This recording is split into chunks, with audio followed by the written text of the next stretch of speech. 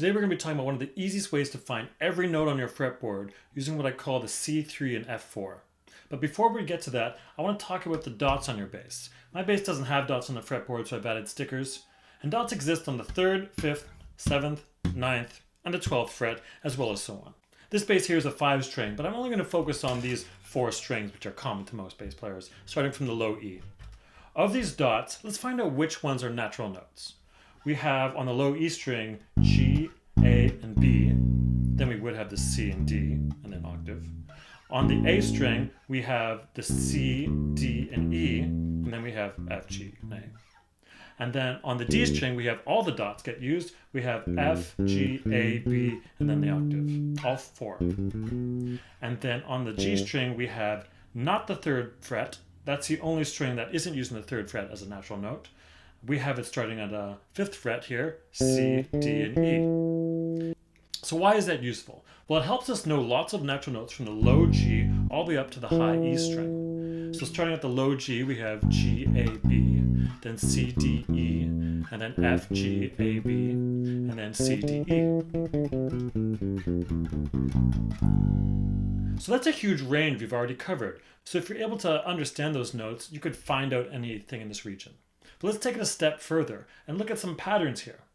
We saw that we had the G, the A, and the B. There's 3 notes there. And then we went to the next string. We had from C, we had 3 notes, all a tone apart. And then on this note here, the F, we had 4 notes, all a tone apart. And then on the high G string, we had 3 notes that start from the C. C had 3 notes. F had 4 notes, C had 3 notes, the G had 3 notes, but if we actually pretended there was a dot on the 1st fret on the E string, it's kind of like there are 4 there. 4 notes that are a tone away. F, G, A, B, and then the C3, then the F4, then the C3. And the cool thing is even going beyond the dots and just looking at the fretboard as a whole, that's how the notes go. They go in a grouping of a C3 and then an F4. So if we look at the low E string, for example, we have this E, and immediately after the E, which would be the 3rd note of the C3, C, D, E. So low E, and then going up a semitone, we find the F. And the F, we can play 4 notes all a tone apart, F, G, A, B, and we've already jumped a pretty big distance, all knowing that all these notes are just a tone apart. Then from that B, we just go up a semitone to the next group, which is the C3, and then we got it right there. On the next string, we got an A, we got the A and B, which is the last 2 notes of the F4, but then we got the C3 and that F4. And then on the D string, we have the D and E, the last 2 notes of the C3. But starting on the F, we have the F4, and then the C3. And then on the G string, we have the G, A, and B. It's the last 3 notes of the F4, but then we have the C3, and then the F4 if we want to go up there if we want.